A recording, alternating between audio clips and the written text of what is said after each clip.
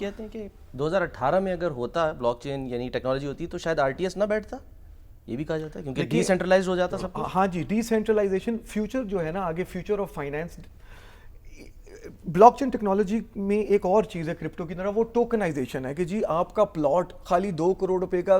دیکھیں اس ملک نے اگر پروگریس کرنا ہے تو میجورٹی جو مین لوگ ہیں ان کو اپنی اکنامک کلاسز بریک کرنی پڑیں گی. اسی طرح اب ہمارے ملک میں اس طرح انویسٹنگ کا کلچر ہی نہیں ہے. آپ کس طرح ایسے انسٹرومنٹس اور ایسی ٹیکنالوجیز جو پوری دنیا میں ہو رہی ہیں کہ 10 15 20 ہزار سے کوئی انویسٹمنٹ کی جرنی شروع کرے، تو یہ بلاک چین پہ ٹوکنائزیشن کا کانسیپٹ ہے کہ آپ پراپرٹی کو بریک ڈاؤن کر دیں کہ ہر کسی کے پاس تو کروڑوں نہیں ہے لینے کے لیے، تو کوئی 10,000 روپے سے بھی اس میں انویسٹمنٹ شروع کر سکتا ہے. آپ کو کیسے سوچی، آپ کیسے آئے اس فیلڈ میں؟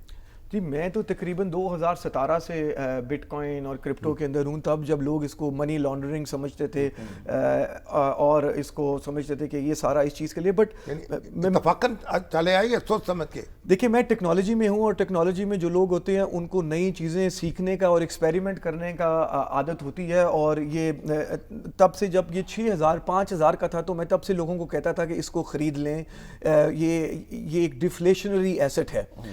تو مجھے تقریباً 2017 سے اس میں کافی زیادہ ٹائم ہو گیا، میں کافی زیادہ پروجیکٹس میں رہا ہوں اور اس کی ٹیکنالوجی کو سمجھتا ہوں. تو یہ جو یعنی امریکن جو وائٹ ہاؤس تک کیسے آپ کی رسائی ہوئی، اور ڈونلڈ ٹرمپ جو ہیں وہ بھی آپ کو دیکھ کے مطلب بڑے خوش ہوتے ہیں؟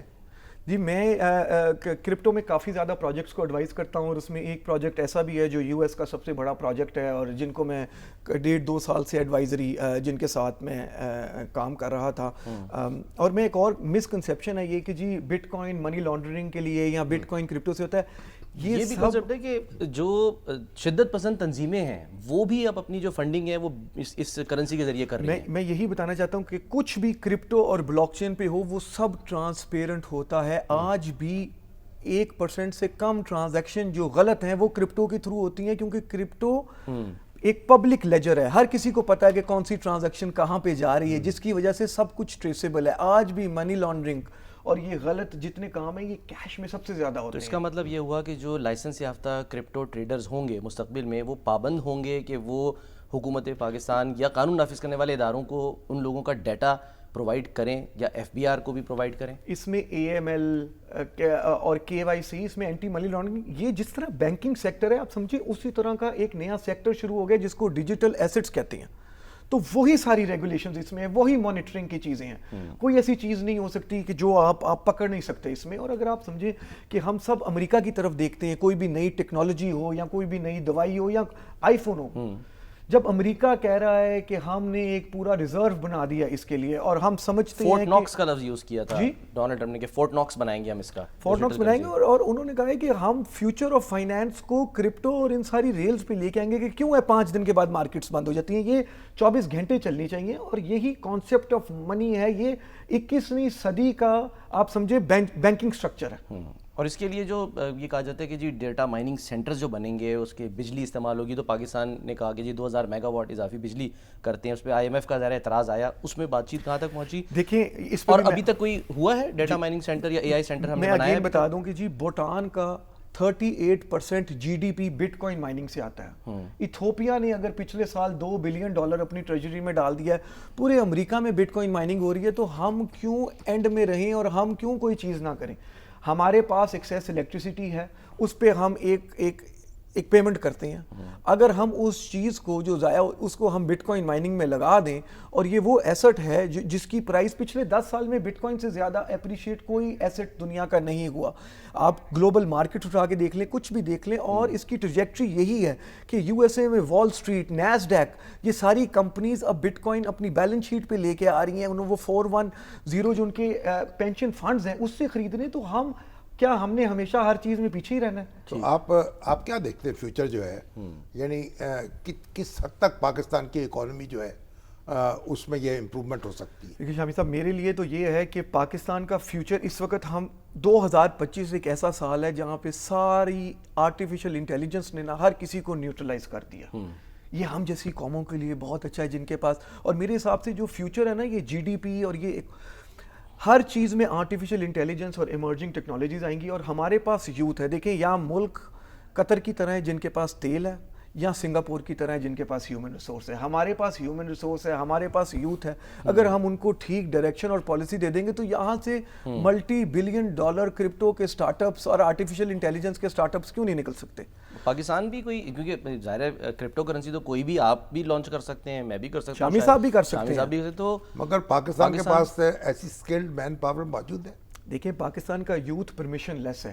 اگر بغیر کسی ریگولیشن کے اس نے آپ کو دنیا کی 3rd بگیسٹ مارکیٹ بنا دیا تو آپ اس یوتھ پہ بیٹ تو کر کے دیکھیں. اس کے لیے ٹھیک, یہ وہی یوتھ ہے جو یہاں پہ تھوڑے پیسے کما رہی ہوتی ہے, جیسے ہی امریکہ یا یورپ جاتی ہے اس کا پاسپورٹ چینج ہوتا ہے تو وہ وہاں کے لیڈرز بن جاتے ہیں. آپ ان کو یہاں پہ موقع دیں نا, برین ڈرین ہو جاتا ہے. یعنی بالکل وہ برین گین ہے ہمارا, ان کو واپس لے کے آئیں. اور یہ ایک بندے کا سٹارٹ اپ بلین ڈالر کا بن سکتا ہے. ہر چیز ری ڈیفائن ہو رہی ہے اور یہ یوتھ ہی اس کنٹری کو ٹھیک فکس کر سکتی ہے یوزنگ ٹیکنالوجی. تو یہ جو انڈیا ہے جی وہ کو خوفزدہ آپ سے, کیونکہ انڈیا نے دیکھیں ہر دفعہ آپ کوئی بھی بڑی ٹیک کمپنی کا سی ای او اٹھا کے دیکھ لیں کون ہے انڈین. یہ پہلی دفعہ ہوا ہے کہ پاکستان تو کہیں ٹیکنالوجی میں آگے نہیں ہے. یہ پہلی دفعہ ہے کہ کرپٹو کو لے کے پاکستان نے, کیونکہ اس ملک کی لیڈرشپ سیم پیج پہ کہ ہم نے اس ملک کی یوتھ کے لیے جو بھی نئی ٹیکنالوجی اس پہ کام کرنا ہے. ورنہ ٹریڈیشنلی تو پاکستان کہیں پہ بھی ٹیکنالوجی کے ساتھ تو نہیں ایسوسیٹ ہوا, بٹ کرپٹو کا. اور آف کورس کیونکہ یو ایس اے کی بھی لیڈرشپ جو ہے وہ کہہ رہی ہے, اور you a E, Singapore, Hong Kong, جو بھی ملک آگے ہیں اکنامکلی وہ کرپٹو پہ بڑا فوکس کر رہے ہیں.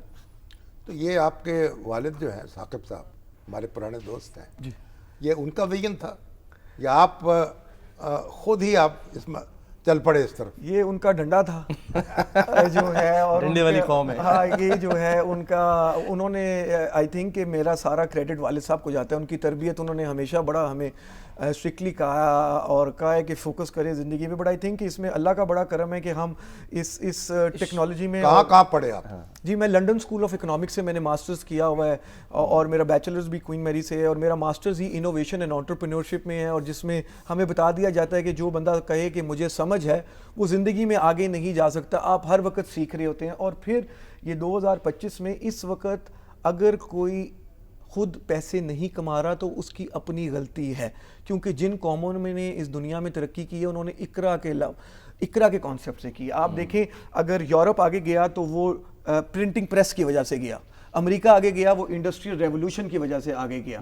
یہ اے آئی ریولوشن ہے, یہ کرپٹو کی ریولوشن ہے. اس میں آپ کے پاس اگر لیپ ٹاپ اور انٹرنیٹ ہے, یہی آپ کو چاہیے اب بلینئر اور ملینئر بننے کے لیے. اویئرنیس کے لیے کیا کر رہے ہیں؟ کیونکہ عام طور پہ دیکھیں کہ لوگ انویسٹ کرتے ہیں, چلو جی ہم نے پلاٹ خرید دیا, اس کے لیے بھی 20 لاکھ چاہیے, اسٹاک میں ڈال دو. ہاں اسٹاک میں ڈال دو یا دیگر طریقے. اب اس میں راغب کرنے کے لیے اور اویئرنیس کے لیے نوجوانوں کو جو نہیں ہے, مجھے جیسے آئیڈیا نہیں ہے کرپٹو کا, تو میرے لیے کیا بینیفٹ ہے, کیسے میں کرپٹو کا جو ہے وہ یعنی کہ یوزر بنوں؟ دیکھیے ہمیں ایک انویسٹنگ کا کلچر آف کورس شروع کرنا چاہیے. ہم پی واڑا کے انڈر یونیورسٹیز میں ایجوکیشن ریگولیٹری اتھارٹی جو ہے جی, اور ایک نیشنل بلاک چین کریکولم بھی لے کے آئیں گے. بٹ آئی تھنک کہ یہ ایک کلیکٹیو ایفرٹ ہے.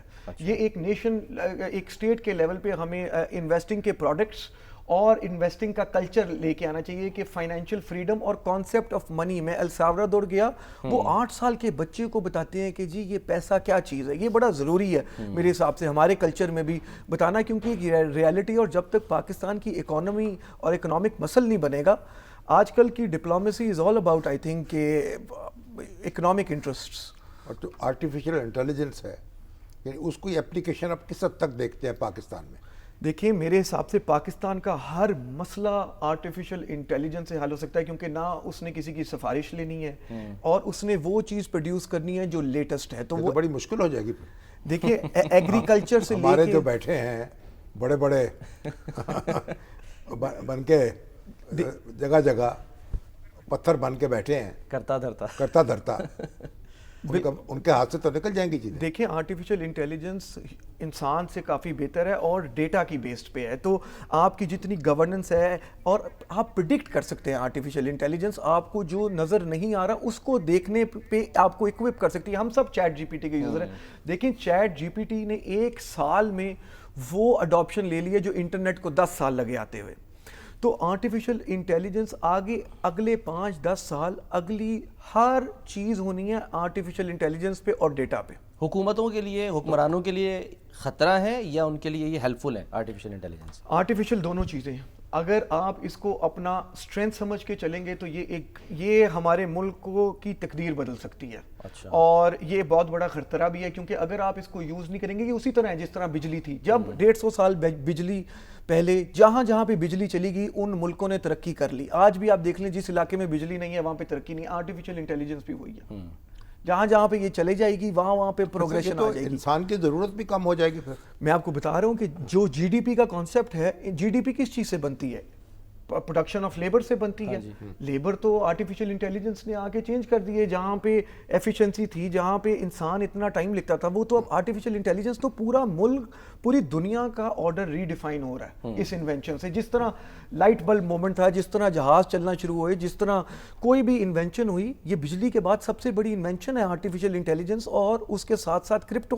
لیکن جو ہم موویز میں بھی دیکھتے ہیں, لیٹسٹ جو مووی آئی ٹام کروز کی مشن امپاسبل فائنل ریکننگ, اس میں تو یہ دکھایا ہے کہ آرٹیفیشیل انٹیلیجنس جو ہے وہ قبضہ کر لیتی ہے تمام نیوکلیئر ایسٹس کے اوپر, اور وہ بے قابو ہو جاتی ہے, اور وہ پھر کسی کے قابو میں نہیں رہتا. کیا خدا نہ خواستہ کبھی ایسا ہو سکتا ہے کہ آرٹیفیشیل انٹیلیجنس انسان سے بھی زیادہ جو ہے وہ طاقتور ہو جائے؟ میرے حساب سے مینٹلی تو وہ آج بھی انسان سے زیادہ طاقتور ہے, اور آف کورس آگے یہ جب روبوٹس آئیں گے, کیونکہ روبوٹس نے اس کو کریٹ بھی تو انسان نے کیا ہے. بٹ میں کل ہی پڑھا تھا کہ سی ایف اے کا ایگزام 3 جو سب سے ڈیفیکلٹ ایگزام ہے وہ آرٹیفیشیل انٹیلیجنس نے پاس کر لیا ہے, اور یہ جتنا ڈیٹا ملتا جائے گا اس طرح ٹرین ہوتی جائے گی. روبوٹس کے اندر آرٹیفیشیل انٹیلیجنس ہے. آج آپ کی ٹیسلا کی گاڑی, یہ جتنی الیکٹرک کارز آ رہی ہیں کس طرح انسان کے بغیر چل رہی ہیں, اس کا مطلب ہے انسان سے زیادہ انٹیلیجنٹ ہے.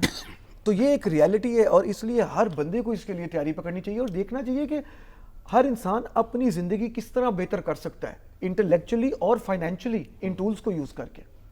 ٹھیک ہے سر, بہت بہت شکریہ بلال بن ثاقب صاحب. بڑی دلچسپ گفتگو تھی, یہ دل تو یہ چاہتا کہ اور کرے ظاہر ہے, لیکن وقت جو ہے. کچھ کہنا چاہیں گے شامی صاحب؟ اجازت بس ان کو جناب, ہم ان کو بڑے خوش ہو رہے ہیں ان کو دیکھ کے, ان پہ فخر کر رہے ہیں. Thank you. اور محبت مجھے ان جوانوں سے ہے ستاروں پہ جو ڈالتے ہیں کمن,